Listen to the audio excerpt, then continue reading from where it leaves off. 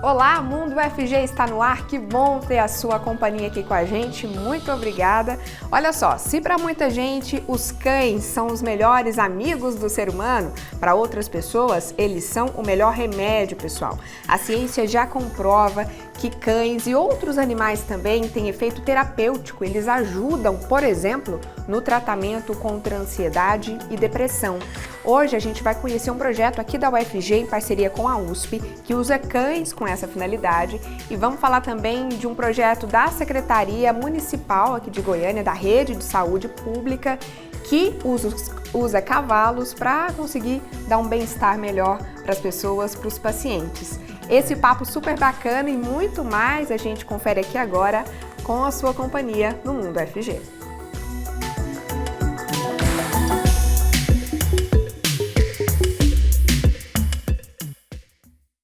Vou começar com a minha autodescrição para o nosso público cego ou de baixa visão. Eu sou uma mulher de pele clara, tenho cabelos castanhos escuros, estou usando hoje um vestido longo, todo cheio de florzinhas no tom de lilás. Está aqui comigo o professor Diego Barbosa, bem-vindo, professor. Ele é coordenador do Labitave, está fazendo a nossa interpretação para Libras. O professor é um homem de pele branca, tem cabelo curto de cor castanha, olhos castanhos e barba cheia. O professor está usando uma camisa social preta. Para começar, eu quero te convidar a seguir a TV UFG nas redes sociais, porque por lá a gente conta tudo o que vai ser discutido aqui no Mundo UFG, em toda a programação da nossa TV também. É só buscar @TV UFG. E olha, no Facebook, no Twitter e no YouTube sempre tem transmissão ao vivo. E aí você participa mandando seu recado lá pelo chat. A gente tem também o aplicativo só da TV UFG para você poder acompanhar a programação pelo smartphone. Às vezes está na correria, não pode assistir pela TV em casa, dá para ver tudo no caminho, para o trabalho, onde for, pelo celular na nossa programação ao vivo do aplicativo. E também nessa plataforma você tem um espacinho para mandar mensagem para a gente, sugerir pauta, então pode ficar à vontade. Mas vamos falar então de terapia com animais, pessoal. A gente recebe aqui duas convidadas nesse primeiro momento para conversar. Agradeço muito, vou apresentar para vocês. É a Alessandra Naghettini, nefropediatra e professora da Faculdade de Medicina aqui da UFG. Bem-vinda, professora, tudo bem? Tudo bem, Letícia? Um prazer estar aqui com vocês de novo. O prazer é nosso, sempre bom receber a senhora. Queria começar pedindo a autodescrição para a gente. Bom, então, eu sou uma mulher baixa, de pele clara, eu tenho cabelo castanho na altura do meu queixo e estou usando uma camiseta colorida com detalhezinho laranja, azul, e com algumas marcas do programa de terapia animal assistida. Veio a caráter, né, professora? Muito Sim. bom. A gente recebe também Maria de Fátima Martins. Ela é médica veterinária e por 35 anos foi a responsável pelo Laboratório de Zooterapia, Comportamento e Bem-Estar Animal da USP, a Universidade de São Paulo. Bem-vinda, professora Maria, tudo bem?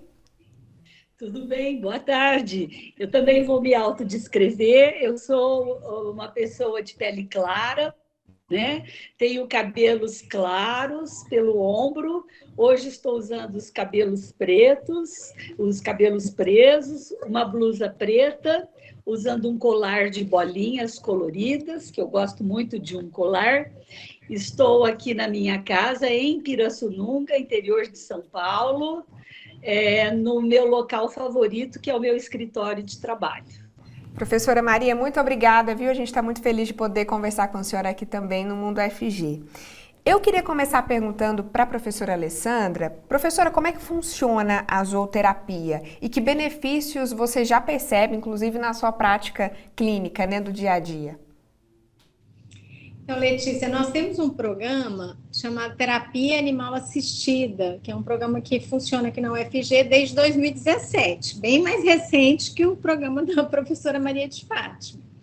Mas o que a gente tem feito são visitas, né, em hospitais. A gente começou pelo Hospital das Clínicas da UFG e hoje a gente tem grandes parceiros como o Hospital da Criança, o CRER, e a gente faz essas visitas nesses hospitais. Normalmente, aí a gente não chega a fazer a terapia, a gente faz uma atividade animal assistida. A gente leva os animais com os profissionais lá do hospital e a gente visita, então, esses pacientes internados e faz uma interação com eles nesse momento que a gente previamente combinado.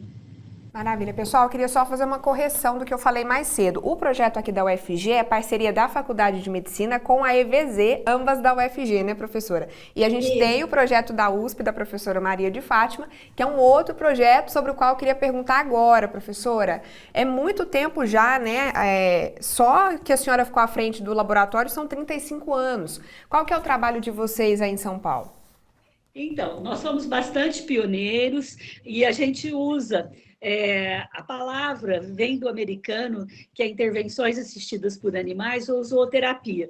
Eu prefiro usar zooterapia porque eu formo veterinários e eu não me prendo aos animais clássicos, por exemplo, só o cachorro ou só o equinos. Eu uso desde moluscos, pássaros de vários tipos, suínos, até uma vaca para o animal de produção a gente trabalha. Então, por isso que eu uso zoo, porque envolve diferentes espécies animais.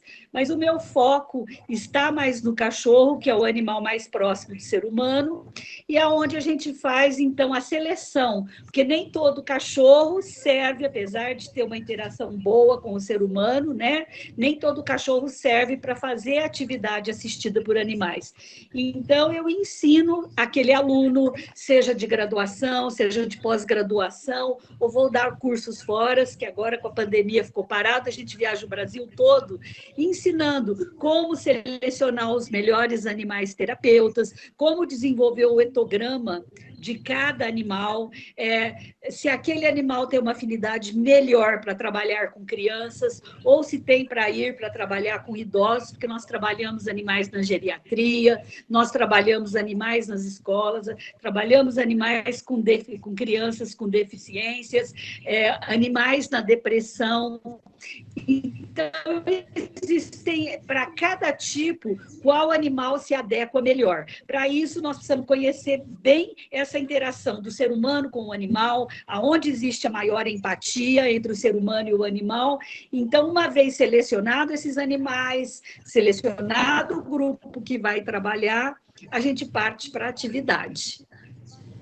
E aqui não então, é uma atividade, como a professora está fazendo aí na medicina, que eu chamo de multi, inter e transdisciplinar, né?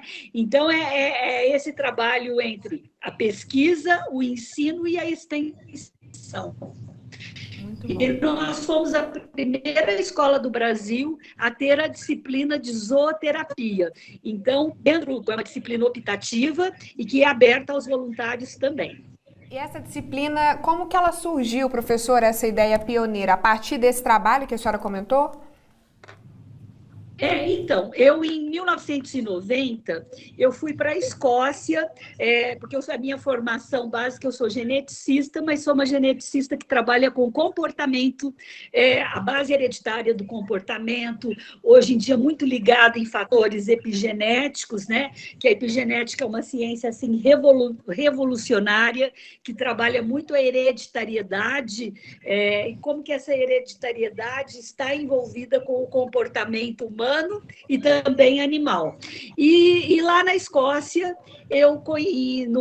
vou situar vocês, no ano de 90, eu conheci um grupo que era o que eu queria fazer. Ali eu tinha o enfermeiro, eu tinha o psicólogo, eu tinha o professor, eu tinha o voluntário propriamente dito, porque eu conhecia aquele voluntário que ia no hospital, punha o avental cor-de-rosa e ia fazer as boas ações, mas não via o voluntário envolvido com o animal.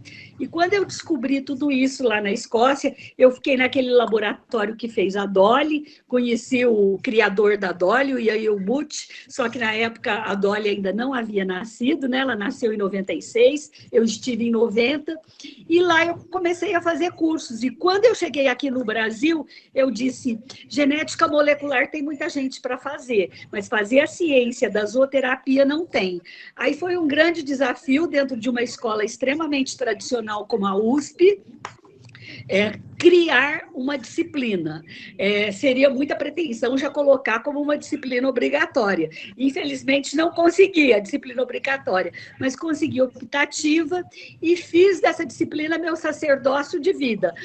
Aonde me chamam, eu vou, e ela replica, né? Então, lá vamos nós para cursos de medicina, para cursos de psicologia, cursos de fisioterapia. Já estive aí em Goiânia, próxima a Goiânia, dando cursos, estive em Trindade visitando o Cotolengo, então vendo aquelas crianças que são abandonadas e tal, estive numa atividade religiosa em Trindade, mas não podia deixar de ver o Cotolengo, e lá já colocamos um aquário, já fizemos palestras, entendeu? Não sei agora em que pé que está, até fiquei muito feliz quando Goiânia me convidou, porque Goiânia mora muito no meu coração, eu fui muito bem recebida quando estive aí, e fico assim muito feliz, viu, professora, já de ver a medicina unida à medicina veterinária e fazendo essa interação para a melhoria da saúde. É isso que nós precisamos, porque sozinho ninguém trabalha. Então, eu fico muito feliz quando eu vejo isso, porque eu sou uma veterinária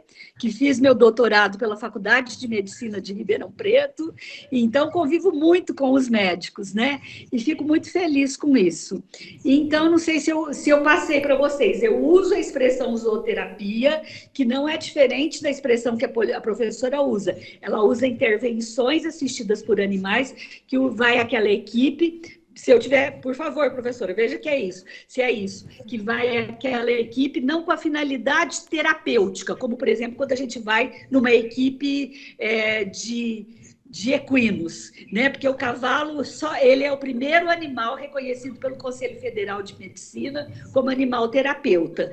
O cão ainda não chegou nesse estadio, principalmente por quê? Porque ainda faltam estudos científicos que mostrem essa base, essa linguagem mesmo do cão, apesar dele estar tão junto do ser humano, mas ainda falta comprovar o seu efeito terapêutico, como nós temos com o animal, o cavalo, porque o cavalo faz aquele movimento, né, muito semelhante ao do ser humano, então ele é bastante utilizado, e ali eu já tenho uma equipe maior, eu tenho o fisioterapeuta, eu tenho o médico, eu tenho o veterinário, então é o que nós estamos tentando trazer para o cão, a importância dessa equipe multi-inter e transdisciplinar. Ótimo. Falando nos cães, então, professora Alessandra, eu queria ouvir um pouquinho mais sobre o trabalho daqui. Como que é a dinâmica, por exemplo, de um dia que os cães têm contato com os pacientes? Como que é a troca? Quanto tempo ficam juntos? Como que acontece na prática? Então, Letícia, a gente usa muito do que a professora falou. Então, esses cães, eles fazem uma interação entre o grupo da medicina e o grupo da veterinária. Então, primeiro, esses cães passam pela veterinária, né? Então, o pessoal da veterinária faz uma avaliação comportamental nesses cães. Aí, a partir dessa avaliação comportamental, esses cães são cães... um detalhe, são cães de voluntários, né? Os tutores são voluntários. Então, as pessoas levam, os cães são avaliados, tanto do ponto de vista clínico quanto comportamental. O pessoal da veterinária, então, libera esses cães, a gente marca com os hospitais ou com o serviço que a gente vai visitar uma data específica. A gente tem até um calendário, agora já estamos com agenda para o semestre, já, de tanto que isso já está criando um corpo, né?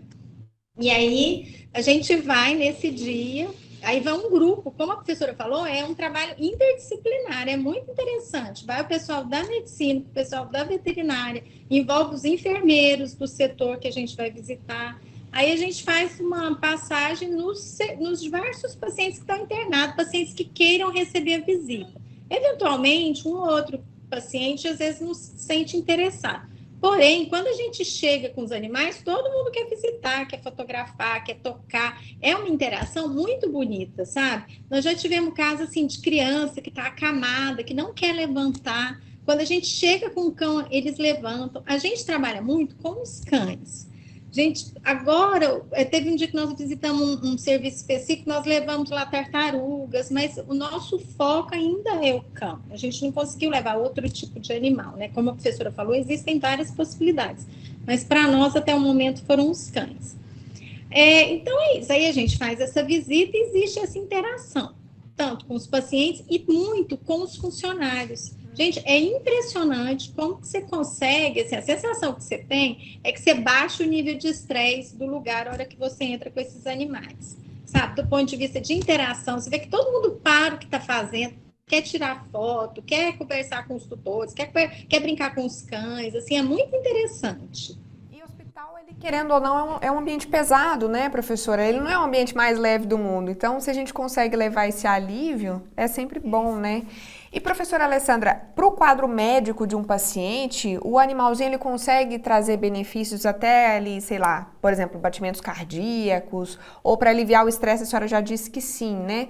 Talvez para adesão ao tratamento também, um diálogo melhor até entre funcionários e pacientes, já que os funcionários também interagem lá na hora, né? Enfim, que benefícios que traz?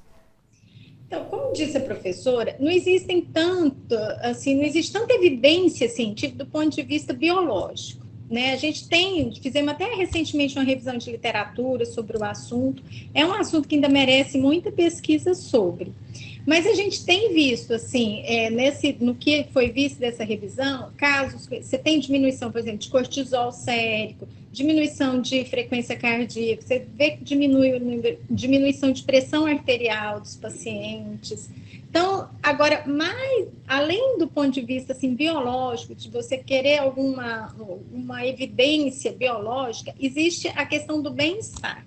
Isso é significativo, é uma questão assim, ele melhora a adaptação do paciente naquele momento, às vezes é a questão de diminuição de dor, né? Então, são coisas mais sutis que são vistas durante essa visita.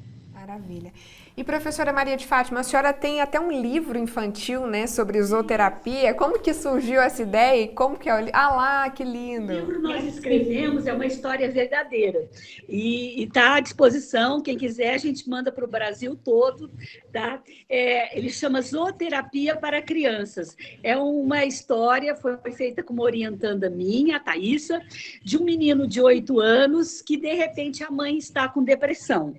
E aí o menino de 8 anos vai ter que lidar com isso, e ele é muito observador da casa dele, um grupo de protetoras que iam dar comida para os gatos. E ele ficava muito intrigado. O que aquelas mulheres faziam com aqueles embornais, dando ração? E ele se aproxima, e aí elas contam um pouco do trabalho da proteção animal, a importância do bem-estar animal para ele, e o que é mais importante, da adoção. E o que os animais são extremos catalisadores e que podem até ajudar em casos de depressão. E aí ele chega na casa dele, conversa com o pai. No outro dia, a mãe, que era uma mulher muito ágil, professora, tudo, ele vê a mãe muito triste, tudo isso, e ele fica pensando, puxa, será que os gatos têm o poder de curar?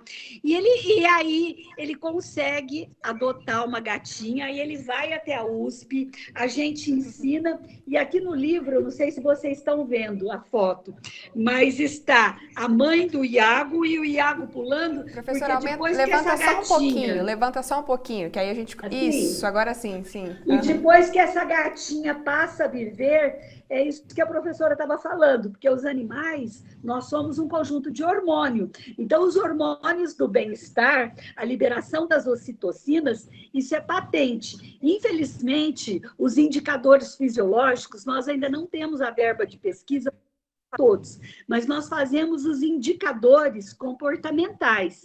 E os indicadores comportamentais mostram isso, porque a professora falou, quando você mensura uma pressão arterial, quando você vê o ritmo da respiração. Eu falo que a zooterapia é a ciência do sorriso, como isso melhora o humor, né? Eu trabalho muito animais na geriatria, mas voltando para o livro, e quando o Iago leva esse gato, ele faz a adoção, como esse gato muda toda a dinâmica familiar e como a mãe vai melhorando da depressão, através dessa gatinha. E aí o livro vai desenrolando a história e o que é mais importante, ele vai ensinando as crianças sobre o que é a zooterapia, quais os benefícios que os animais podem fazer, a importância de tratar bem os animais, porque tem que começar já na infância.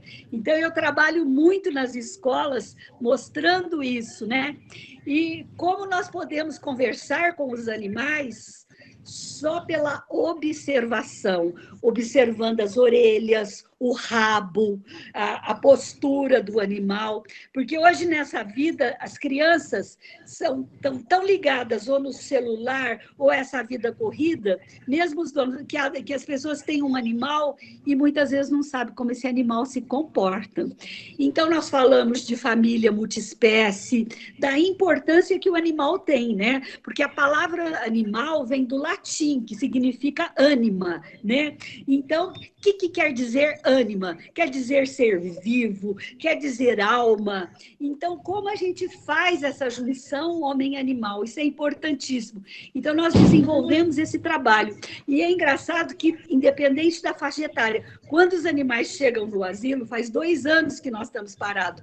Eu estou aqui no Meus Pés com o Gabo, que é um Yorkshire, que eu peguei pequenininho, e ele viaja o Brasil todo comigo. Ele é um cão terapeuta, viu, gente? Ele viaja de avião, ele tem todo o comportamento que o animal terapeuta tem que ter.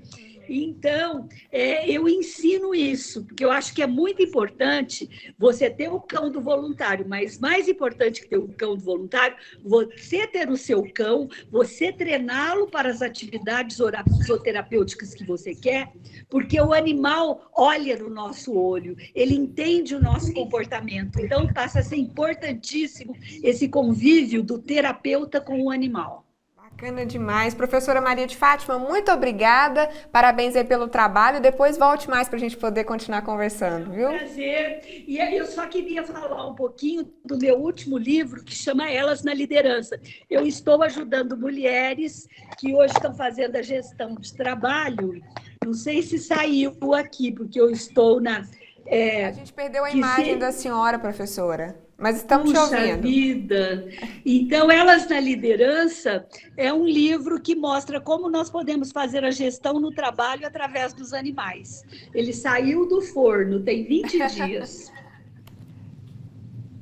Bacana demais, professor. Eu estou mais da parte acadêmica. Puxa, como é que nós fazemos aí para voltar a imagem?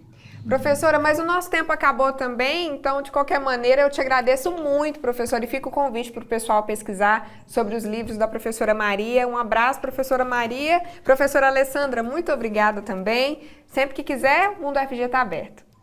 Foi um prazer. Eu que agradeço, Letícia, agradeço demais a participação da professora Maria de Fátima. Professora, eu vou procurar seus livros todos. A senhora vai vir aqui. Alessandra, precisamos conversar. Eu fico muito feliz quando eu vejo uma médica atuando junto com a gente. Alessandra, eu estou à sua disposição. Se quiser montar um curso aí, me chama que eu vou. Bom, vamos sim, eu já peguei a ideia aqui da zooterapia. Um abraço, pessoal. Enquanto elas vão combinando ali curso, enfim, a parceria, a gente vai para um intervalo rapidinho. Daqui a pouco a gente continua falando de zooterapia. Sai daí não.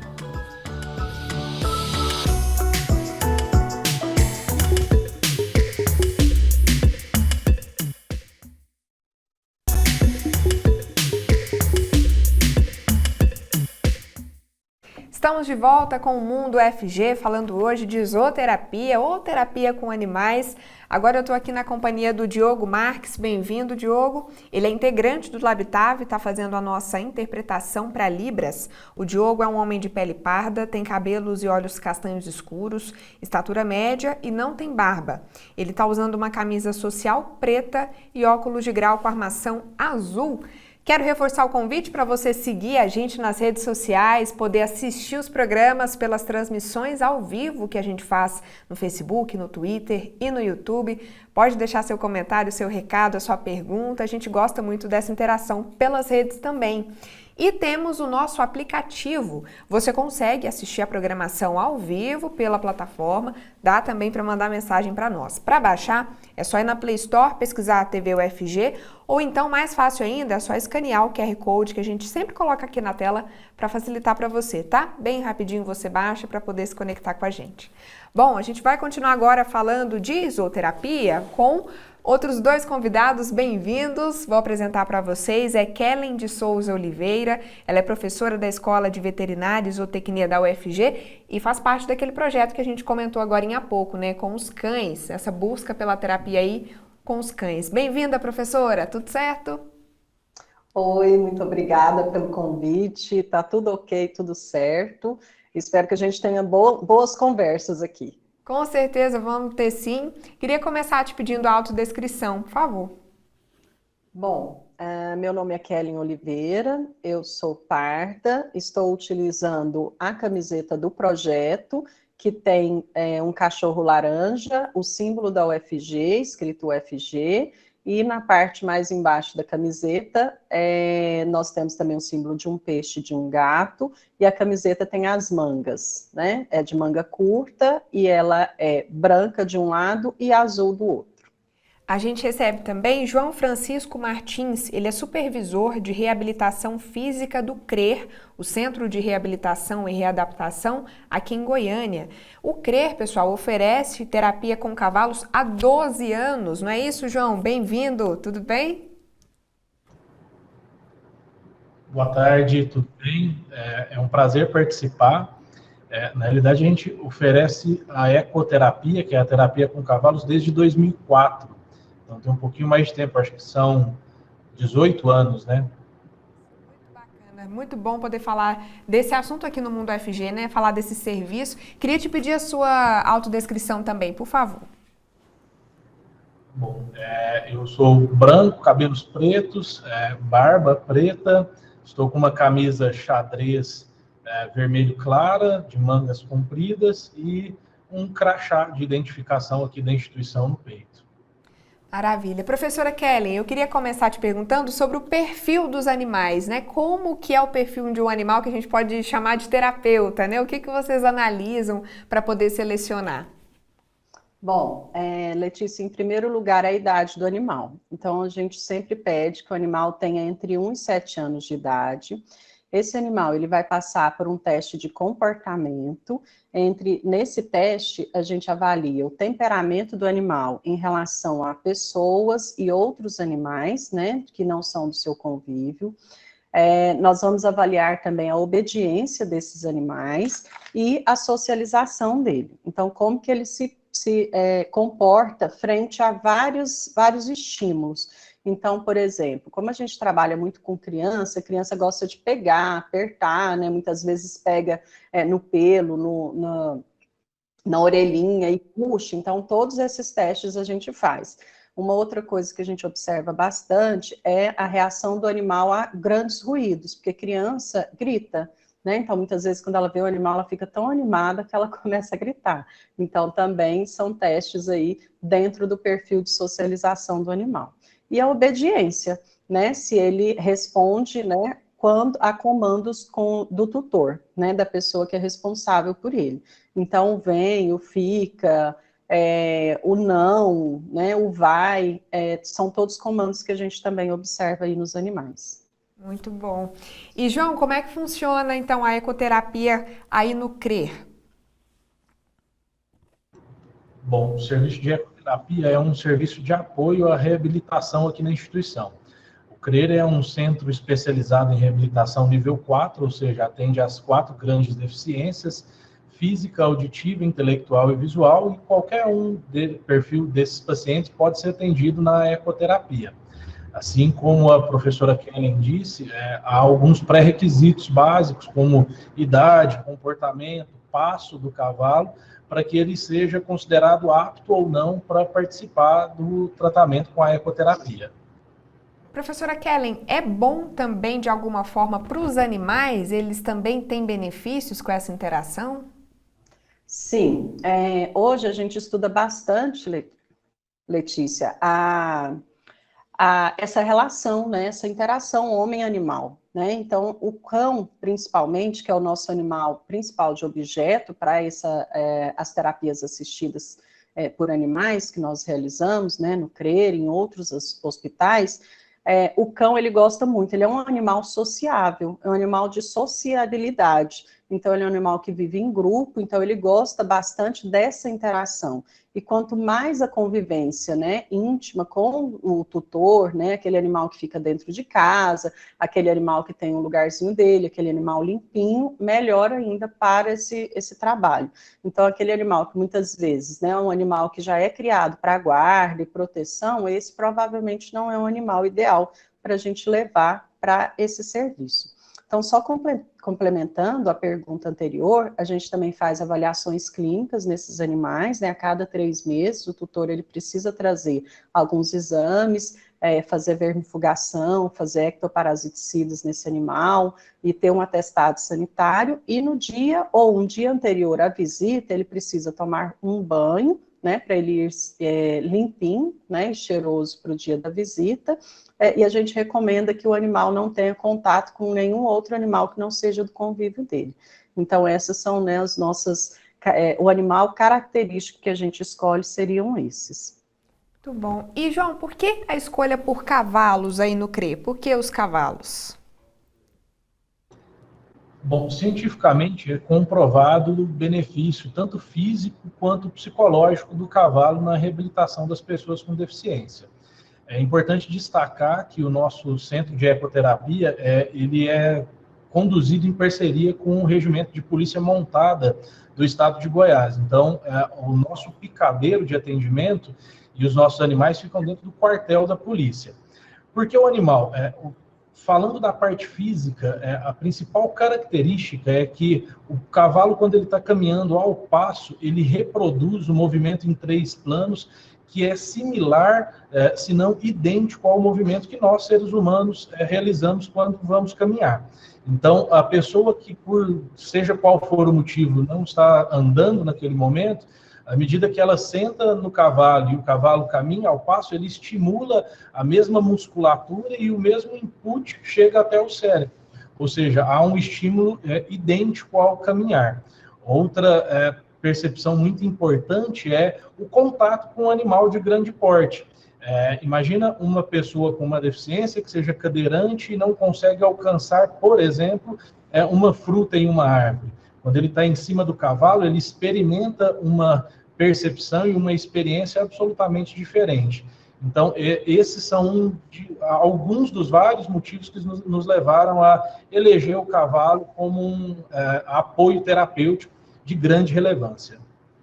E, João, você comentou, né? São 18 anos já desse projeto, é muito tempo. O que você conta pra gente de resultados que vocês observam? Se você puder até dar algum exemplo de recuperação mesmo, como esses cavalos são importantes, né? São muitas histórias que me vêm à cabeça e é muito gratificante. Como eu disse, são diversas deficiências. Eu posso dar um exemplo, por exemplo, de uma criança com um diagnóstico de autismo. Normalmente são crianças que têm seu mundo restrito, são menos sociáveis, e na ecoterapia, o primeiro momento dela é o contato com o cavalo. Então, são crianças que normalmente não gostam do toque, mas que quando tem o toque no animal, elas apresentam essa abertura. Então, os principais resultados que a gente consegue encontrar, além dos benefícios físicos, claro, são benefícios comportamentais. Torna esses pacientes com deficiência intelectual, por exemplo, um pouco mais tranquilos, com uma facilidade maior de organizar a sua rotina dentro de casa, além daquele momento lúdico, claro, que estar ali com o animal, com o cavalo, é um momento de muita alegria. A gente brinca até que, para o paciente, mais parece como uma brincadeira do que um momento terapêutico. Então, eu acho que esse seria um exemplo mais claro e mais direto para a gente mostrar. Temos também alguns casos de pessoas com lesão medular, com lesão incompleta, que tem prognóstico para desenvolver a marcha. E aí todas essas características que eu desenvolvi, que eu comentei anteriormente, nos levam à evolução da marcha do paciente, seja ela com algum dispositivo auxiliar ou até mesmo independente. E professora Keren, eu fiquei pensando aqui, além desse teste, né, que o cãozinho passa para ver se ele se adapta com criança e tudo mais, tem algum tipo de treinamento ou adestramento? Ou se ele tiver esse perfil, ele já pode começar a ajudar as pessoas aí?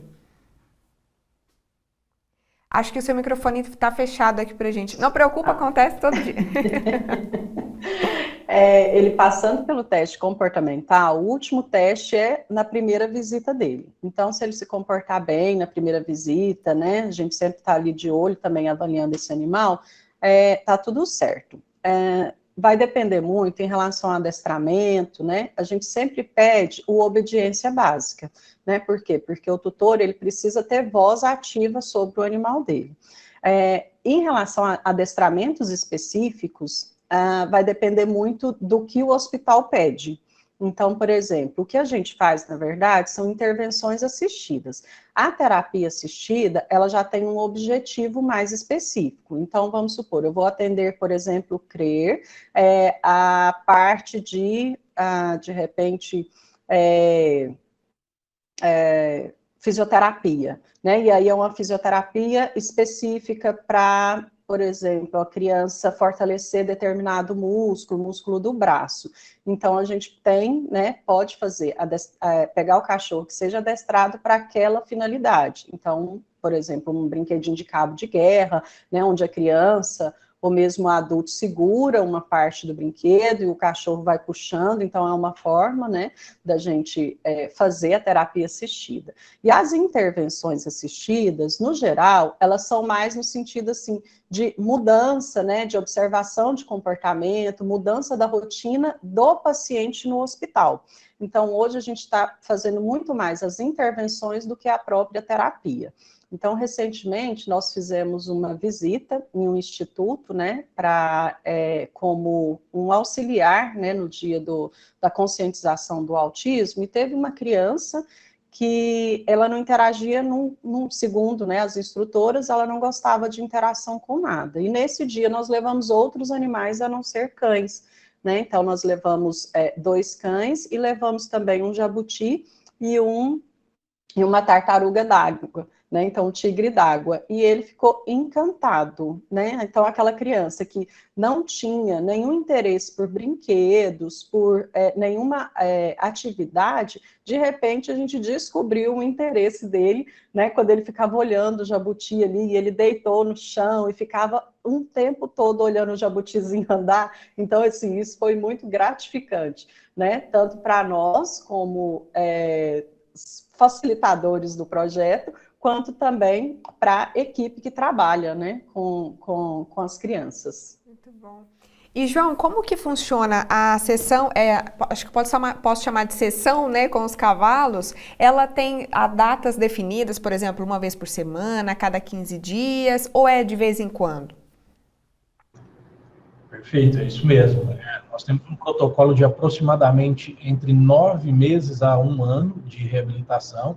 As sessões são semanais e tem a duração entre 30 e 40 minutos.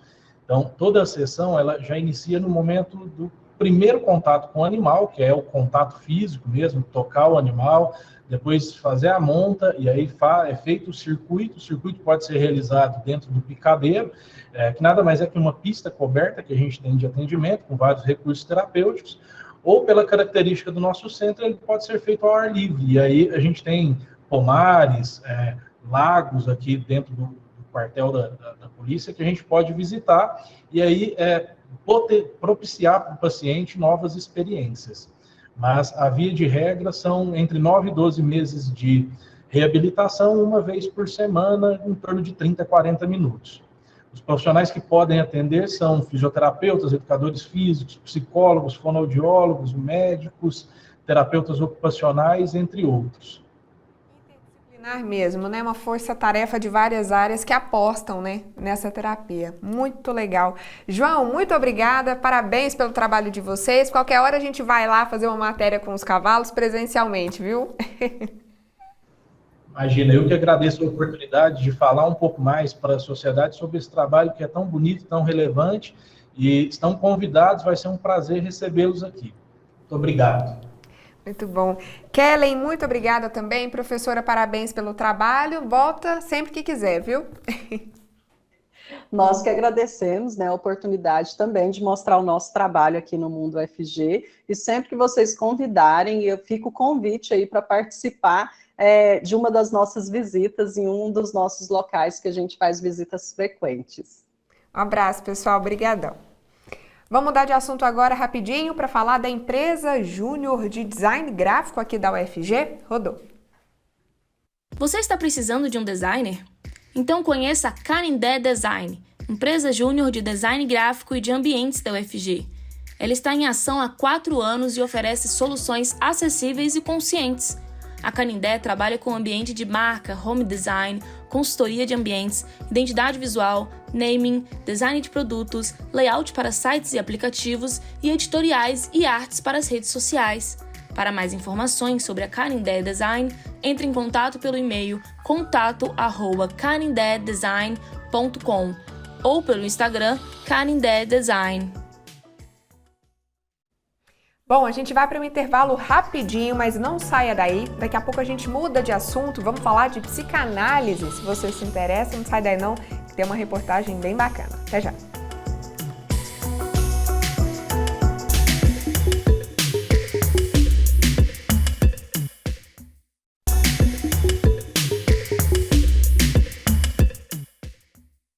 Estamos de volta. Você já ouviu falar da palavra pulsão? Ela é bem importante para a psicanálise de Freud e faz bastante parte aí do nosso dia a dia, viu? A gente vai explicar agora na reportagem. Rodou. O que é que te faz gastar energia em alguma coisa? Em um relacionamento, em um trabalho? O que é que te impulsiona a fazer suas coisas? Na psicanálise, o nome disso é pulsão e é dela que a gente fala agora. A psicanálise é uma área do saber que nasceu da prática clínica, nasceu com Sigmund Freud, do interesse dele de desvendar um fenômeno que acontecia, com as mulheres em Viena, no final do século XIX, no qual a medicina não tinha uma explicação, Elas sofriam de patologias do corpo, elas tinham vários sintomas no corpo que não eram explicados pela medicina. Nesse processo de investigação, ele construiu a psicanálise, que é um outro olhar, um saber que permite um olhar para o sujeito na sua dimensão psíquica. A partir disso, então, ele construiu conceitos que nos ajudam a compreender esse sujeito do ponto de vista psíquico, como inconsciente, pré-consciente, consciência, depois mais à frente ego, superego. É daí então que vem a expressão Freud explica. Isso, porque Freud, ao teorizar sobre o sujeito e esse sujeito do inconsciente, ele demonstrou que há determinismos psíquicos que não passam pela consciência, pela cognição. Quando ele vai dizer dos sonhos, dos lapsos, do ato falho, dos xixes, todas essas manifestações do inconsciente, ele vai nos dizer o que tem de inconsciente aí que não perpassou pela consciência. Então vamos pensar, quando um sujeito está voltando para casa e toma um caminho errado. Freud vai dizer que isso não é um acontecimento ao acaso. O nosso aparelho psíquico ele não é tão primitivo assim a ponto de cometer esse erro. Então esse erro tem um sentido que só pode ser desvendado a partir do inconsciente em um processo analítico. Mas não é um erro. O sujeito cometeu esse equívoco ao retornar para casa e pegar um caminho diferente, porque supostamente ele está atendendo a um determinismo, ou seja, uma ordem que advém do inconsciente.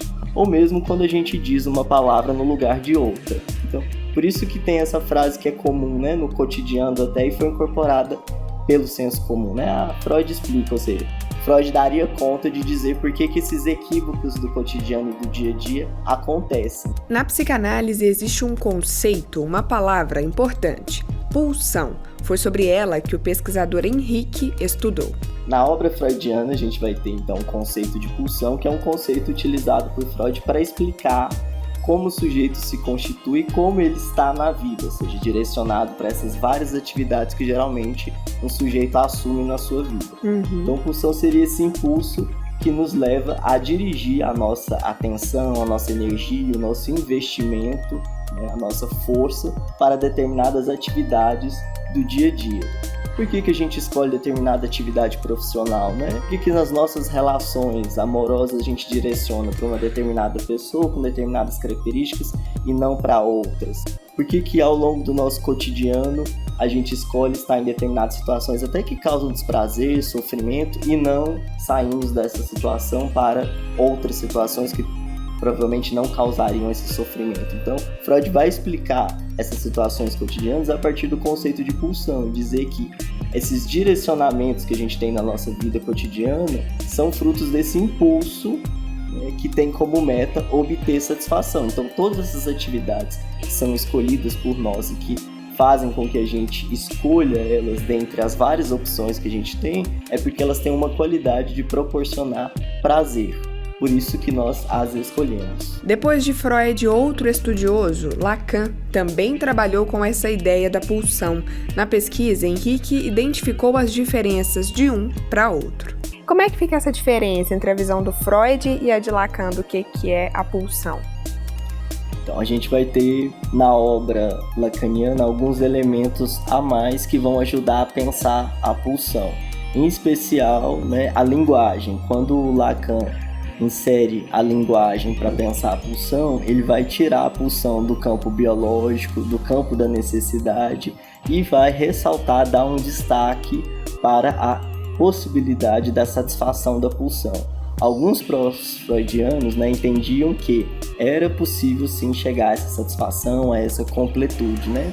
Até mesmo através do encontro genital. Lacan vai exaltar, com muito destaque na sua obra, dizer que não é possível obter satisfação. Satisfação total. A satisfação só vai ocorrer na insatisfação. Quando a gente elege esses objetos, né?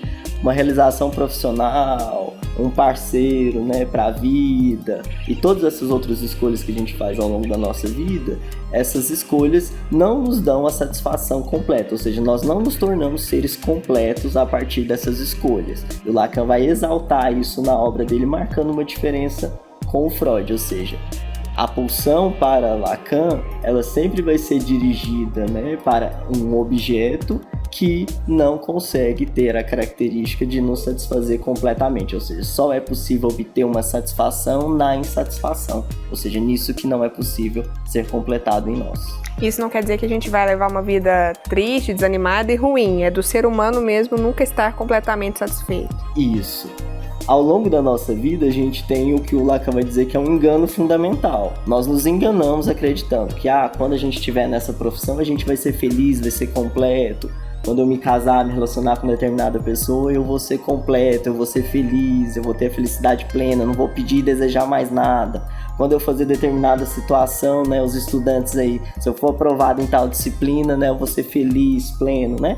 E chega outra disciplina, e quando a gente está se relacionando com a pessoa, vão surgir problemas, né? Essa pessoa não vai nos completar. Quando a gente escolhe uma profissão também, nessa profissão existem, né, diversas situações prazerosas e desprazerosas, e tudo isso, nessas experiências e esses objetos que a gente elege ao longo da nossa vida, não dão conta de completar e cessar a demanda que a gente tem por satisfação. Elas atendem minimamente esse desejo de nos satisfazer, mas ainda continuamos desejando.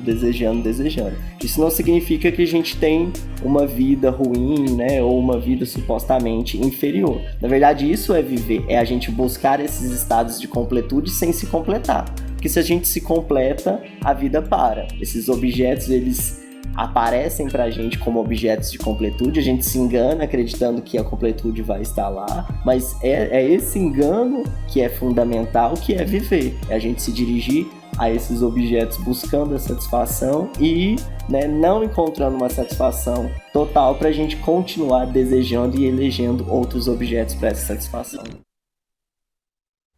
Profundo, né? Um papo bem profundo aí que a gente teve com o professor. Agora a gente muda de assunto para falar de um dos setores administrativos aqui da universidade, responsável por cuidar bastante de questões importantes para os estudantes da graduação. Rodou. Você sabe o que faz o Centro de Gestão Acadêmica? O CGA, Centro de Gestão Acadêmica, possui um papel estratégico na gestão dos cursos de graduação da UFG, atuando de forma colaborativa nas discussões acerca do ensino na nossa universidade.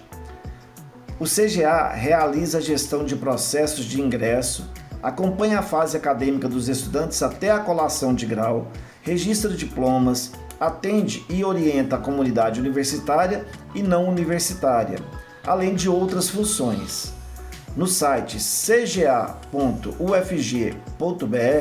você conhece e tem acesso a todos os serviços realizados pelo Centro de Gestão Acadêmica, além de se informar sobre editais e legislações. O órgão é vinculado à Pró-Reitoria de Graduação da UFG e fica situado no campus Samambaia. O telefone para contato com a coordenação administrativa do CGA é 3521 1074. Anotando, 3521 1074. Muito obrigada pela sua companhia. O Mundo UFG tá ficando por aqui. Sempre bom ter você aqui de segunda a sexta com a gente. Se cuida e até a próxima.